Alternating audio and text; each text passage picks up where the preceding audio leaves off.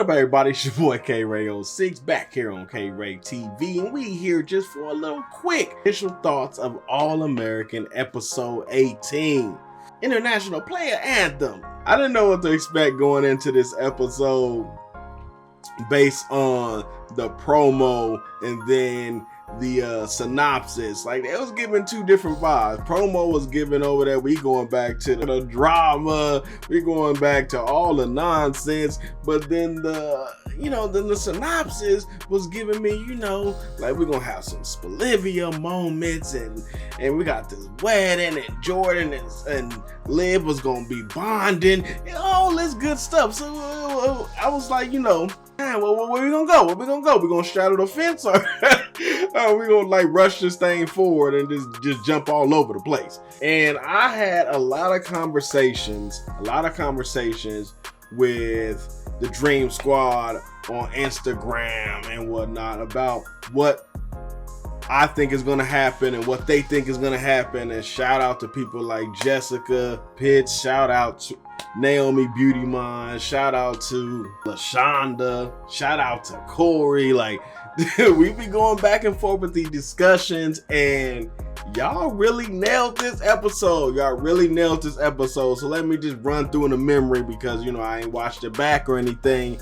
So we get a little quick thing in the locker room. So the Billy scene were in the promo where he over there going ham, eggs, cheese, bacon, the whole cold cuts. Why he giving y'all the whole cold cut is because as they were lifting, doing some early morning practices, Jabari was feeling the pressure of not just playing the game, but playing the game and having to win it for the community, for Crenshaw and all that good stuff. The storyline that they threw on the back burner, but now they want to pop it back up. Well, we had Jabari starting to fold and crumble under that pressure, and Billy had to come and give them one more speech saying, you right there, you got one more game, one more touchdown, one more, just one more. It's one more thing you have to do, and then y'all can be champions, the champions that he know they're gonna be. And in the moment, Jabari was like, yo, why he singling me out? But it wasn't singling him out. It was like, hey, I'm trying to get y'all there, because I know Billy feel the pressure too. Y'all gotta remember, he ain't getting paid. He donated his whole salary. He broke over there, at least with the school. So he donated his whole salary to keep this thing afloat. So he's feeling the pressure too.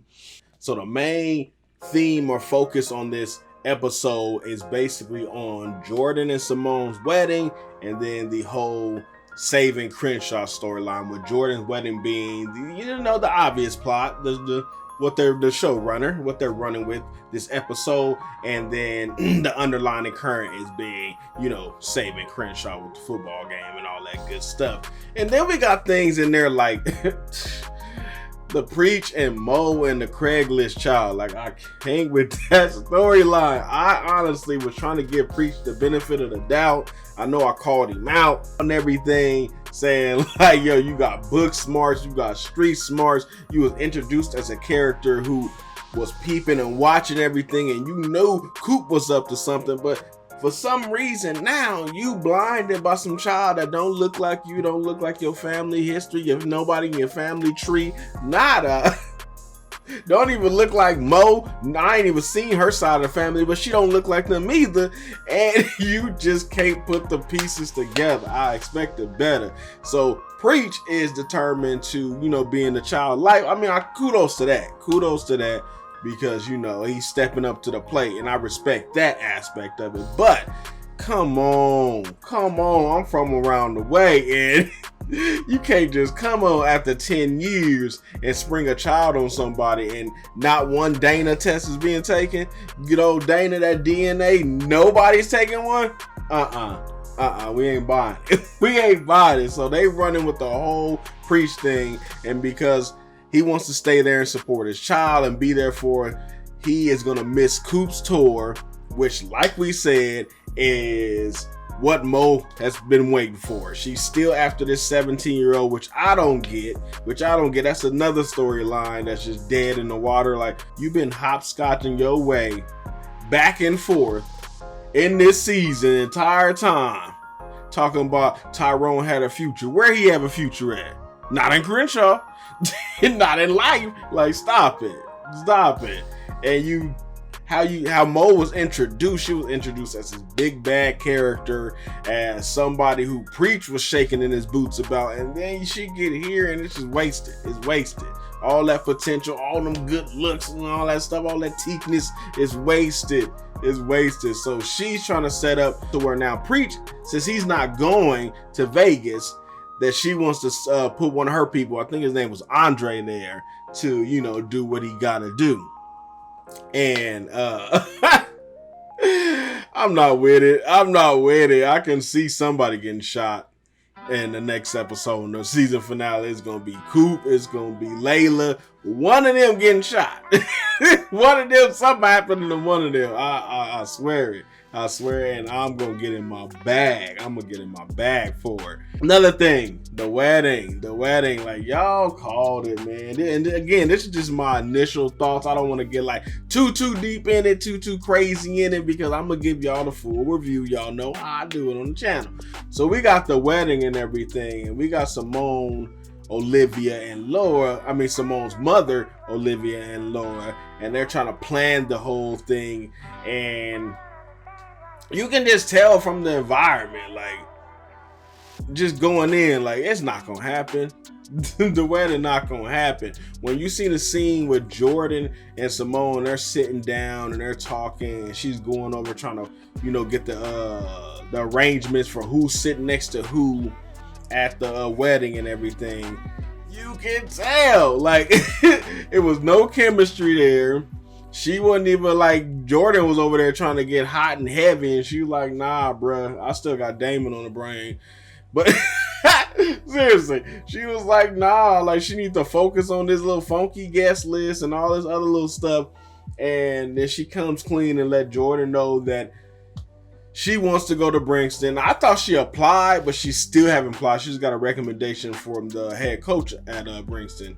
So she still haven't applied, and then Jordan says that he's going to follow her. And I'm like, boy, no, you not. No, you not. Like, no, you not. Stop it. You know you not.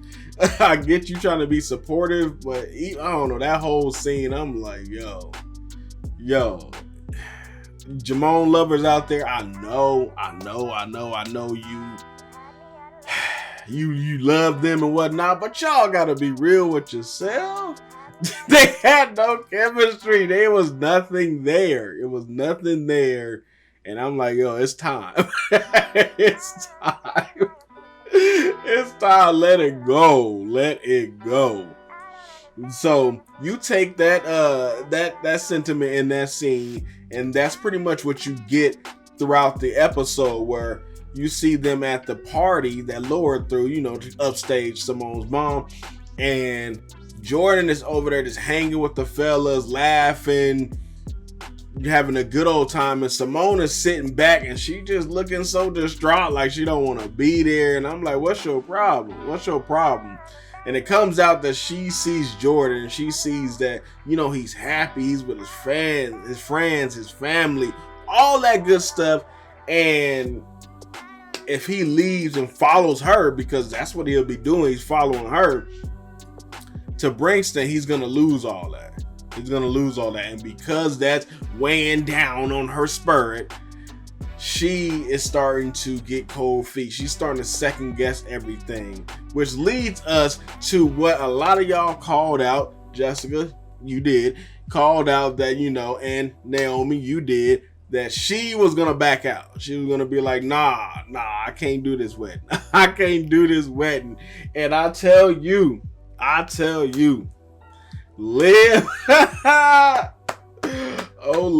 Mashonda Baker.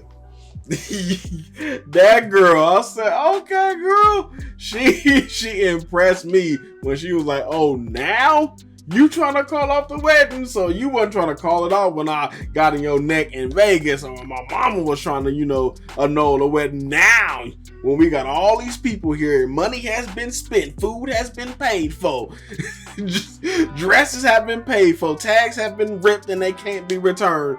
Now you got cold feet. I was like, thank you, Liv. finally, like, yes. So I was happy about that. Man, I was happy about it. Somebody had to tell her.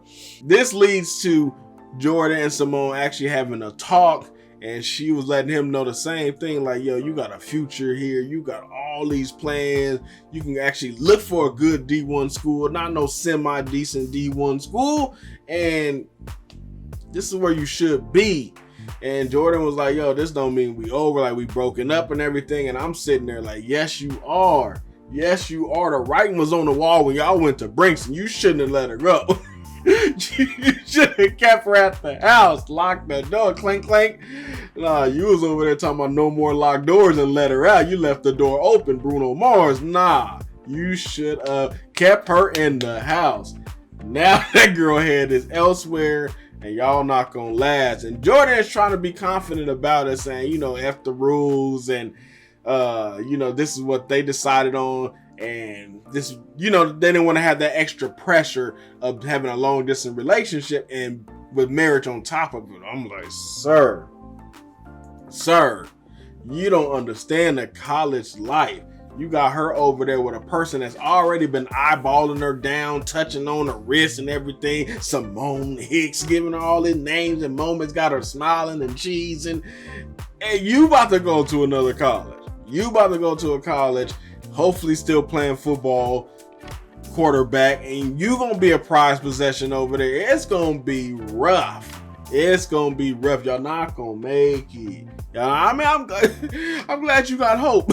I'm glad you got a hope, because it ain't gonna happen. So the bait and switch here is that they didn't get married, but you know, Billy and Laura actually got married, and Jessica said that. Jessica Pitts said it. She said, yo, I don't think they're gonna get married. I think Laura and Billy is gonna do the whole switch, and that's exactly what they did. You called it to a T.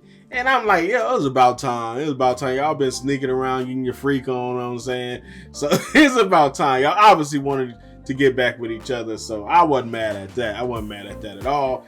And I was thinking, like, yo, are they going to ever have a conversation with Jordan and Liv like the synopsis says? And that's literally the last half a second where she talks to her brother and she wants to bring up a sobriety. And I'm going to save all that smoke. I'm going to save all the smoke for the actual review. But she talks about her sobriety and says she's putting her sobriety first. And that's why she's not trying to rush into a relationship with Spencer, even though you tonguing him down and everything.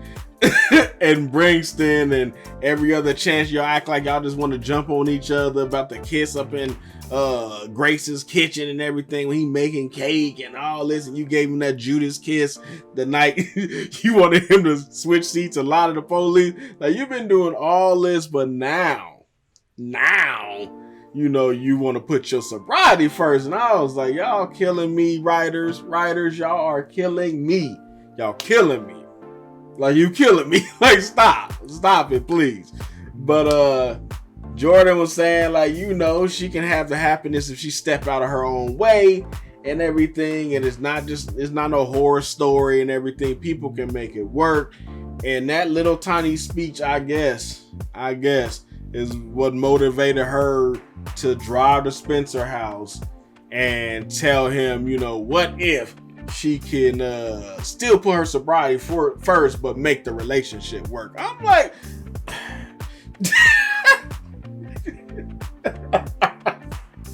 so what was all that jumping into Asher arms and doing all this other dumb stuff with Asher? Like, where was the, you know what? I'm gonna say that smoke. I'm gonna say the smoke. But then she, you know, Spencer was happy about it. They kissed, and then she jumped in his arms like she did Asher on the first episode, season 3, episode 1, and that's when the show ends. And overall, initially, without, you know, deep diving into the episode, it was all right. They was using the whole thing, like, you know, the Spencer and Carter thing, which I didn't touch on in the initial thing, but they had their little conflict, and Spencer returned back into season 1 Spencer, and he just wasn't hearing it. He didn't care. He didn't give him a chance. It was nothing.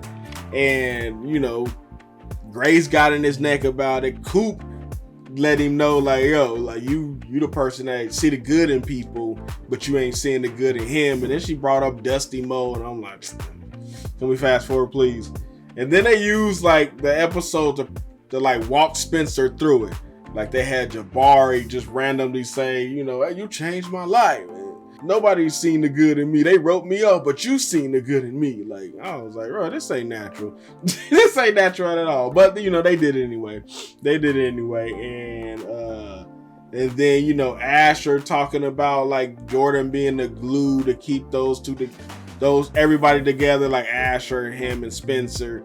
And, you know, even with the mistakes and all this other stuff, you know, they kept them together. So they use these little seeds throughout the episode to keep pushing Spencer to where he actually talked to Carter and was like, you know, we can come to this little truce thing and everything. And then by the end, Carter made a deal with the board that he come on as a principal full time, and that they work with the coaching and everything to improve the school, the athletics and the academics, because they already have, like, he raised academics, Spencer been tutoring, and you know, Billy been taught a finance class. I don't know if he taught it more than once, but taught a finance class, and everybody's been, you know, improving as both student and an athlete. So they're like, all right, we're gonna drop the whole thing. So now the kids can go to their final game and actually play a game without the added pressure. And yeah, that's the episode wraps up. If y'all seen it, I was on Twitter. I was going a little ham on Twitter as I was watching the episode, because there was a lot of stuff going on, a lot of conversations being had, a lot of things being brought up, and I'm like, yo, y'all killing me. But overall, I think it was an alright episode. I feel like coming off of episode 17 with the pilot and everything, this episode wasn't as bad as I thought. I thought we was gonna go right into the drama and all this stuff, and I'm like, I'm not here for it. No, not after HBCU, my melanated experience. Like, nah, I wasn't here for it. But it wasn't that bad. It wasn't that bad at all. But I do look forward to the next episode.